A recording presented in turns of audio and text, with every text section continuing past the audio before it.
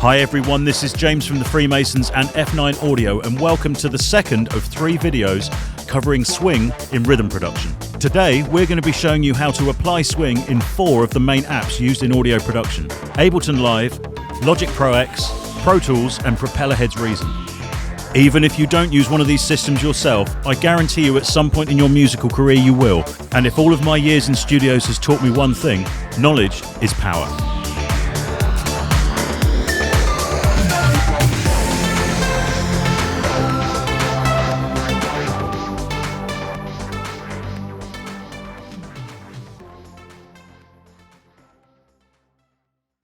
Okay, so let's take a look at swing inside of Ableton. And to start, I've got us a simple 2-bar drum loop made from some of our F9 drum tracks and a simple conga part. So here's the part in solo. And let's just have a look at the MIDI. Now you can see hopefully the 16th grid that's on the MIDI inspector down here in the bottom, and you can see both the MIDI notes are right up against the actual grid lines. Now that means there's no swing applied. They're completely on grid. They're completely straight, as we would call it. So let's start to add some swing. Now to swing anything in Ableton, first of all select the clip in either the arrangement view or the session view and come down here to the bottom left where you can see the word groove. Now you'll notice underneath it is a box also with the word none in it, and later on that's where the different grooves will be available to select. But currently there are no grooves connected to this song, so it's just displaying none. If we go slightly to the right of the word groove, there's a small circular icon with 2 arrows inside it, and this is a hot swap selector. If I click on this, we're taken into Live's core library and straight into the swing and groove quantizes that are available as almost individual MIDI files. Now I'm going to head straight for the MPCs. I know them backwards, and I'm going to ignore all of the 8 swings, the 16 double downs and all of the kind of oddly named ones, and head straight for this first one here, MPC 16 swing 53. Now the 53 is a percentage value. Now when we're talking about MPCs and most other swing systems, 50% equals no swing. And as we increase in percentage from 50 forward, the swing becomes more apparent. We can audition this just by clicking on the bottom left audition icon on the bottom of Live's browser, and it will play back a kind of metronomic version of the swing. Now, as we go up in percentage value on these 16th swings, you will notice that the swing becomes more apparent. And this is quite a good way just to audition the groove that you're after. Now to actually apply a swing, select any clip in the arrange or in the session view and literally drag one of these swings on top. You'll notice down here in the groove section, or in the groove part of the clip's parameters, where it did say none, it now says MPC, and if we click onto it we can actually see the groove. So MPC 16, swing 60%.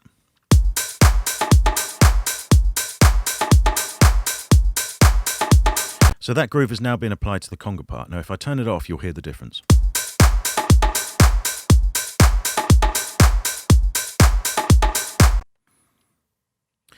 Now if I go to the next conga part, I can actually select a different groove for that, and I'm going to try one slightly more extreme. Let's try 67%.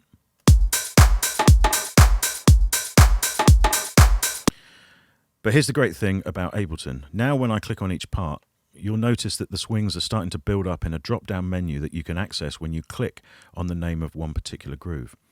Now you will notice that the notes aren't moving as we saw in Logic on the first video when we applied swing, and that's because Ableton always has a non-destructive system, so we can always just take the groove off. It's a groove effectively applied as a template over the top.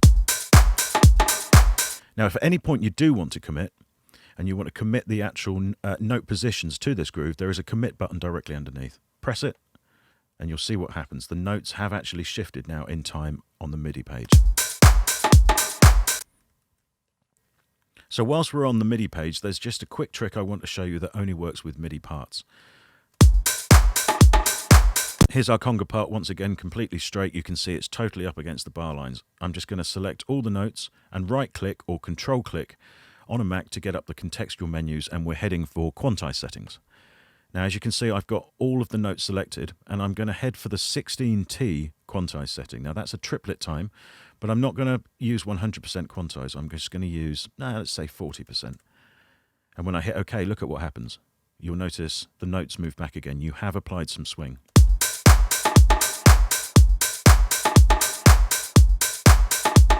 But the great thing about this, you can work cumulatively, so we can apply, say, another 40% of swing. And this, to me, kind of forces you to really use your ears. Instead of actually relying on preset grooves, it forces you to actually listen to what you're doing and make decisions about how far or how little you actually want to apply the swing. So MIDI's one thing, but how do we actually swing audio? Well, it's actually quite simple and uses some of the same methods, but it's always good to know exactly what you're trying to achieve. So within here, I've just added an electronic percussion loop into our production. And I've already set some warp markers up, but I'm going to finish the rest. Now, this is just my method of working, but I find it works perfectly for me, and there's a very good reason for it. What you need to do before you apply any swing is to know that you are working pretty much from a straight quantize grid, as we saw earlier with the MIDI. So I'm going to apply this final warp marker, and you'll see that I've got them on every single one of the major transients of the loop, and then I'm going to drag it to the nearest 16th. If you need to see the 16th grid or need to know where it is, right-click on the background of the waveform or control-click, and at the bottom here, where it will normally say you'll have an adaptive grid that'll switch depending on how far you're zoomed into the waveform, click on the 16th. Now, as we play this back, you'll hear it's very straight against even the swung congas. And there's an odd little time stretch thing happening here. Now, whenever you've got a loop or percussion loop in Beats mode in Ableton, it kind of defaults to this method of looping. Now, I won't go into these. This is perfect fodder for another tutorial. But if you're trying to re-swing or re-groove any audio, the best thing you can do is select the first transient loop mode, which basically chops the audio up into individual sections, a bit like a Rex file. Now, I'm just going to apply the swing in exactly the same method. I'm just going to grab the swing and drop it over. And now listen to what's happened.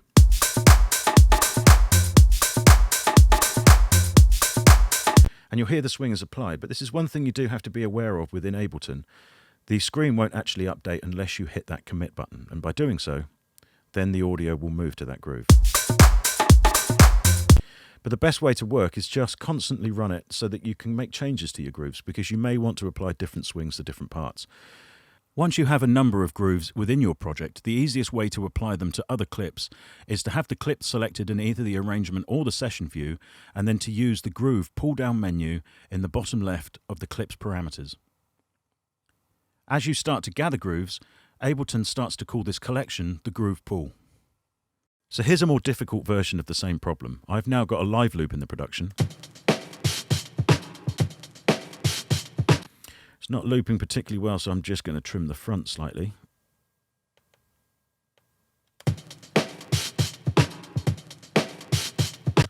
But you'll hear when I add this into our current production, it's going to sound slightly sloppy.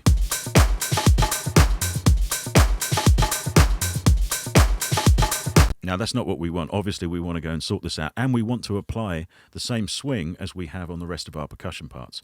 So as I said, let's use my method. Let's go in and stick warp markers on all of the major transients. Now, luckily, Live kind of provides those little triangles where it thinks that they should be. And first of all, grab the main ones, the big ones. And all I'm doing is placing a warp marker and then dragging them to the nearest 16th. Now, we may have an issue here. I can see that's quite a way off, and that's certainly going to cause some choppage or time stretch issues around that point. Now, that's most of them in place, and let's have a quick listen.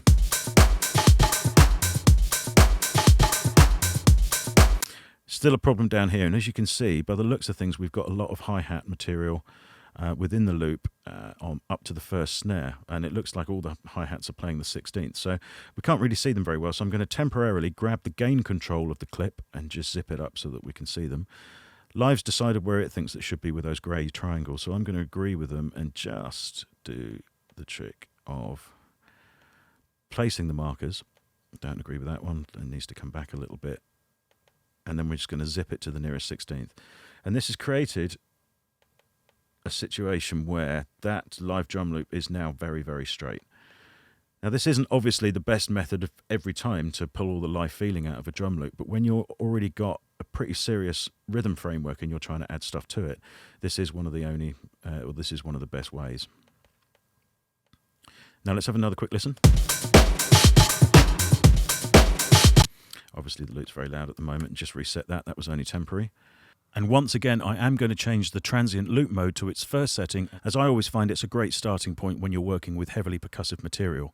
And on the pull-down menu, just underneath groove, I'm going to select our working groove, which is MPC 61%. Now, instantly, you can hear that starting to fit. This is what it was before we applied all of this.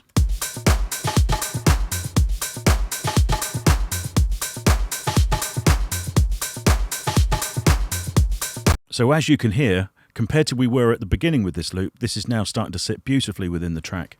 So that's the basics of applying a consistent swing quantize across both audio and MIDI in Ableton Live. So let's move on now to Logic, and we're here in Logic X, and I've got a small 4-bar loop all triggered by MIDI.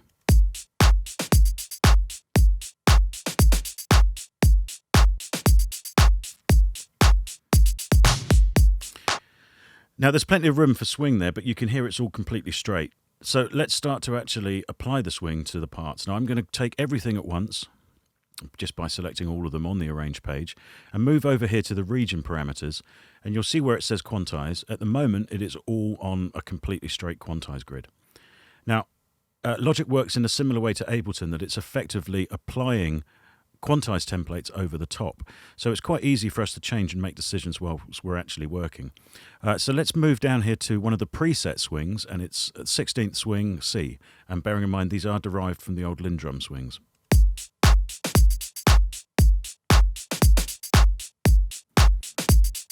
And you'll hear the skips start to come into the rhythm there instantly.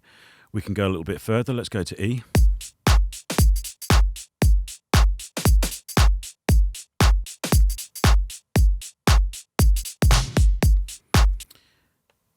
Now that's an easy way to just apply one of the inbuilt swings, but you're kind of stuck there with only a few options. So let me just go back to 16th note, completely straight. And you'll notice just underneath the quantize parameter, there's a Q swing field that seems to be empty at the moment. Now if I click and hold and then move this up, you'll notice that the percentage will start to shift again. And in the same way that we talked about with the MPC swings, 50%, if I actually just overwrite it by typing it in, you'll see that the value will actually disappear, because Logic considers 50% swing to be no swing whatsoever. So we can then move forward. So let's push that up to maybe 61% and have a listen.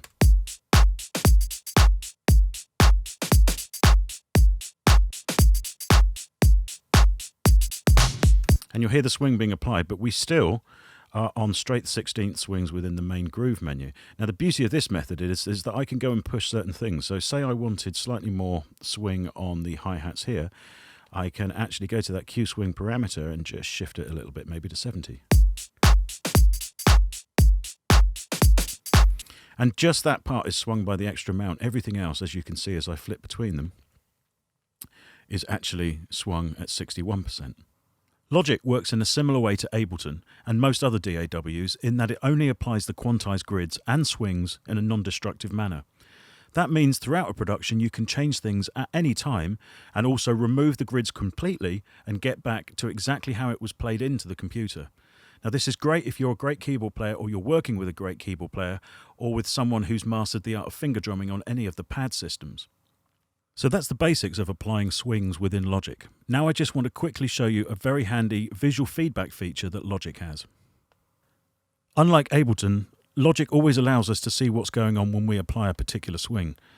Here I'm going to select this 16th part and change the Q swing to 60%, and I need you to keep a look out on the piano roll and here at the top Arrange page. You'll notice that the notes have actually shifted. Now this allows us a great visual representation of what the groove is actually starting to do to the notes in question, and it's ever so handy when you're starting to record live audio against your MIDI parts. As you become more experienced in Logic, you will often find that there is more than one way to do the same thing. Now here we are in the piano roll editor, and here I can select a number of MIDI parts or MIDI notes and swing them directly using this slider on the left hand side. This is only available in Logic X. There is a third and lesser known way to apply quantize in Logic, but before we get there I quickly want to show you how to set up an input quantize. If I'm to select any region on the Arrange page, in the region inspector box on the left hand side you'll see its quantize values are shown. Here 16 quantize bass and a swing percentage of 61. Now, as we're moving through our production, we may feel confident enough to want every new MIDI part that's recorded into the sequencer to have that automatically applied. Now, to do that, you set up an input quantize, and we do that by clicking on the background in the Arrange page, and you'll notice where it says region, it now says MIDI through, and here the quantize is currently off. That means nothing coming into the computer is being automatically quantized. So we're going to go down to 16th note and apply exactly the same swing as before. Now, if I just record some random MIDI in, don't worry about the actual notes, but just have a look at the actual selection. You'll see it's automatically got that grid applied. So the final method of applying swing and quantize that I want to show you can be the most powerful if used correctly. I'm going to let my mouse just hover over this button on the top right, and you'll see that this is the List Editors button. If I click it, we get a brand new sidebar that pops out and a series of tabs for events, markers, tempo, and signature. Don't worry about the rest, it's only the events that we're actually looking at here. And I'm going to quickly close down the MIDI inspector. We don't need that for the moment. Now, as you can see, I've just kind of randomly made some chops on the MIDI parts that are here, and I've placed them on the beats that would be susceptible to 16th swing. I'm going to select them all here, and you'll see that the event list is showing all of the notes within those parts. Well, we don't want that, so we're going to go up a level, and there is this Leave Folder icon, which is effectively a kind of back button to take you up to a higher level. And when we do that, you'll see that the view change and the list is actually showing us the positions of the actual regions on screen. And handily here, we have a quantize menu, so we can pull in the swings from Logic. And as you'll see, the regions are actually shifting on screen. We're physically moving the beginnings of those parts. Now, the first time I realized that this was possible, the first thing that twigged in my head was, right, so can I do this with audio? And yes, you absolutely can. And to illustrate this, I've made, quite frankly, an absolutely shocking groove down here at the front with just some random drum sounds. They're positioned for they're all placed for their actual positions within 16ths as opposed to their artistic integrity, because quite frankly, they're awful.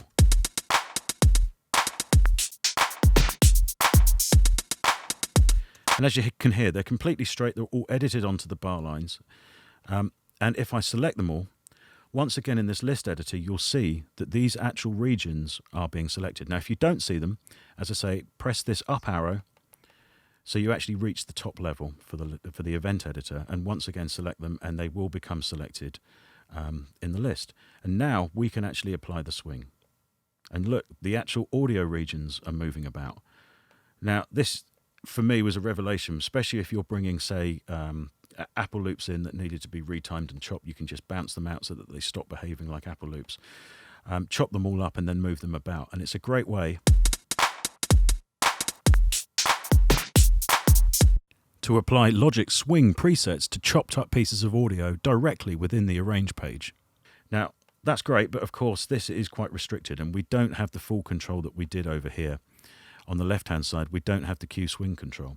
I'm sure some of you will have by now noticed that I've got an extended quantize menu containing swings of the MPC and machine. If you come and visit us at f9-audio.com, there is a free Logic template available for download with these grooves included. These are perfect if you have either a machine or an MPC in your workflow, as for the first time you can swing your Logic parts natively to the same values.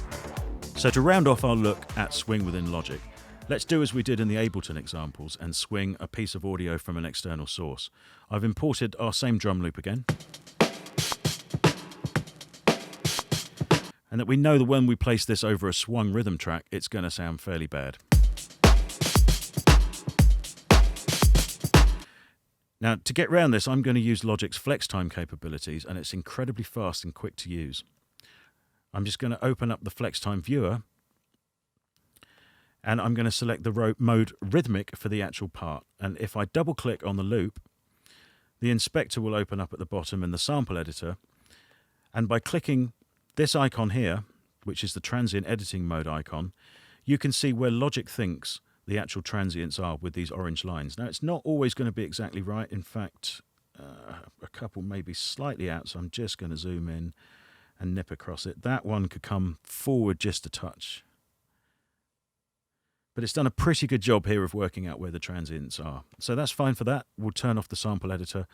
And now all I have to do is apply Quantize in exactly the same way that I would a MIDI part. So come up here to the region inspector on the left, 16 note, double click there and type in 61%. And you'll see that the actual waveform moved, giving a perfect visual representation of what we're doing to the actual audio. And now when we play back,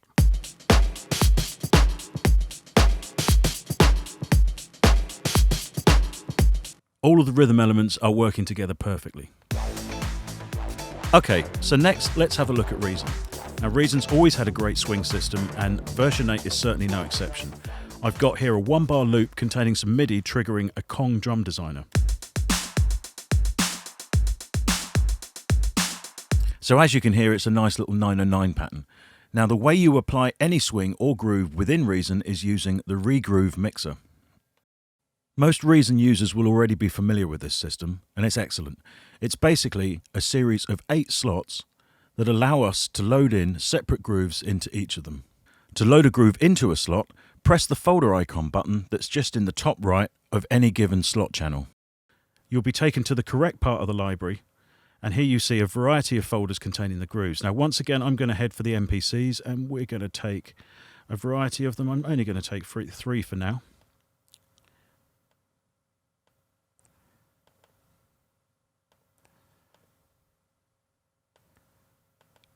There, I've got 3 loaded, 57%, 60% and 64%, varying degrees of swing. And now for me to apply it to the actual MIDI, it's as easy as coming to this part within the actual track controls. Right next to the record switch, you'll see there is a pull-down arrow which, as the helper is saying, will allow us to select the groove. Now, I can come to Bank A of the Regroove mixer, and the 3 shuffles or the 3 swings that I've just actually loaded into the slots are available. So let's try 57% first off.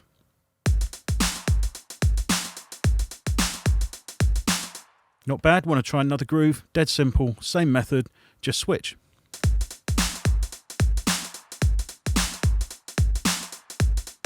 So this is another non-destructive system similar to Ableton and Logic's that allows us to change the grooves on the fly to any parts as we wish throughout the production. Reason's Regroove mixer is incredibly flexible. As well as the 8 main slots, you actually have 4 separate banks of 8 slots available here using the buttons A to D on the left-hand side. Each slot then has its own series of fine-tuning controls. You have a strength slider going from 0 to 100%. You have a slide control which allows you to push that groove either slightly later in time or bring it forward for slightly more urgency, and also a standard shuffle control. Now, as you can see, it starts at the magic number 50%, and as we increase, more swing or more shuffle will actually be applied. Mastering these fine controls is something that I definitely recommend, as you can take identical bass grooves and really change them dramatically using them. And if these are applied then to different parts, this is the kind of thing that can really set your work apart from other producers. So to illustrate what I mean, I'm going to go back to the original and straight version of the drum pattern.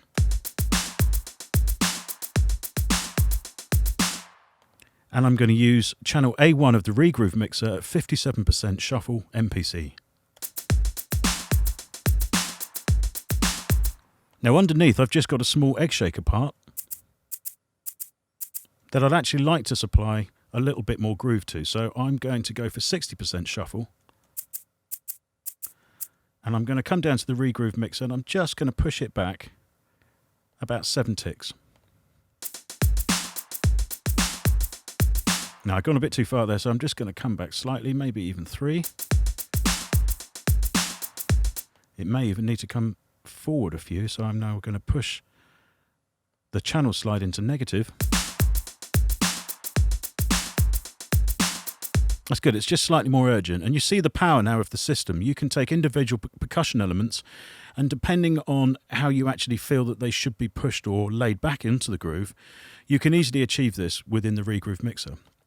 You can also copy any channel at any point and paste it into a spare slot. So let's now take a look at the one DAW you're most likely to come across in professional recording studios, Pro Tools, and I'm here in Pro Tools 11. And I've built a 1-bar loop using some of the F9 drum tracks and Yuhi's new synth Hive. Now all Hive is doing is playing a simple D on every one of the 16th divisions, but it will allow us to see the swing as we start to apply it. Now, although it's perfectly feasible to edit MIDI on the front page of Pro Tools, it's a bit of a pain in the neck. So I'm going to right-click on the MIDI part, and from the contextual menu that appears, select Open in MIDI Editor. This will bring up the MIDI editor of Pro Tools, and it's the kind of piano roll that we're all used to. Now I'm going to go to the Event menu at the top and bring up the MIDI Real-Time Properties box. The Real-Time Properties box will allow us, as we did in Ableton and Logic, to apply a non-destructive quantize grid or shuffle to any MIDI part. And as you'll see, all of the standard quantizers are here, as well as a swing percentage control. Although one thing to be aware of here is that in this case, 0% equals no swing, and as we go higher in percentage value, the swing increases. Now obviously this is completely at odds with the 50% system we're used to, but every manufacturer does do this differently. We will see this set of percentage values again. Now there are also some grooves available here, and as you can see we've got Cubase style grooves, Logic style grooves, and what are always my favourite, the MPCs. So for our synth part, I'm going to select MPC 16th swing 57%.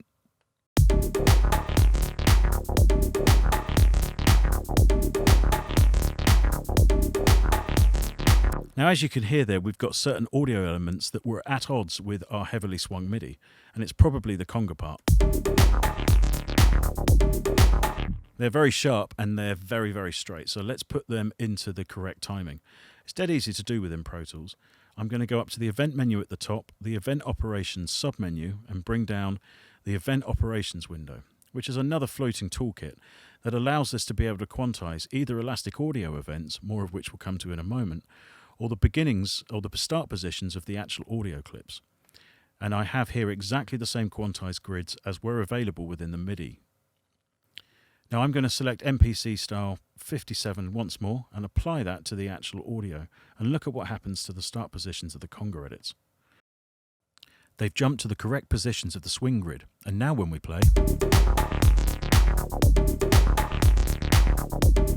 they're starting to fit properly. Now there's still something else going in the top end, and I've also made some cuts on the hi-hats, and if I apply exactly the same swing, you'll see that the regions slip again. This is a great way to apply a swing quantize to chopped up audio parts directly on the arrange page, and it's similar to the process we used in Logic Audio. Not every DAW has this capability. It's also possible to swing or quantize audio in Pro Tools without chopping it up, as it has its own internal warping engine known as Elastic Audio. And here I've just selected the rhythmic mode for our now infamous one-bar drum loop. Using this drop-down menu, it's possible to select different ways to view your actual regions within the Pro Tools Arrange page. And I'm just going to switch this track so we're seeing the Elastic Audio analysis. The white lines are representing what Pro Tools considers to be the transients, and you can see it's got one slightly wrong here. With the cursor in the top half of the waveform, nothing much seems to be happening, but when I come to the bottom, you'll notice the icon has changed, and I can actually now move the analysis marker correctly onto the transient. I'm just going to zoom in a little bit to see what else is there. This analysis point is also slightly incorrect, so I'm just going to put it right. It's always worth double-checking any computerized warping system, as although they're advanced these days, they're absolutely no replacement for the human eye. Once we've tightened up the computer's analysis, I'm going to change the display mode to warp. Now to start quantizing the Elastic Audio, come to the Event menu at the top, down to the Event Operations submenu, and select the first option, Event Operations window. You'll notice there is now an option to quantize the Elastic Audio events of any given part on the Arrange page. Now when I do this, look at what happens. The audio's moved. It's actually moved to the correct quantize grid, or the swing we've applied, using the analysis points as reference.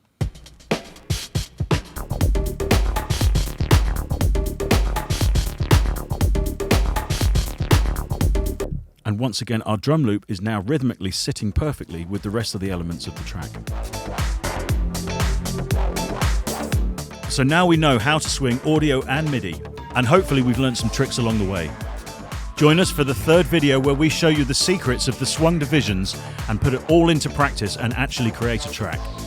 Don't forget to subscribe to our YouTube channel or come and visit us at f9-audio.com.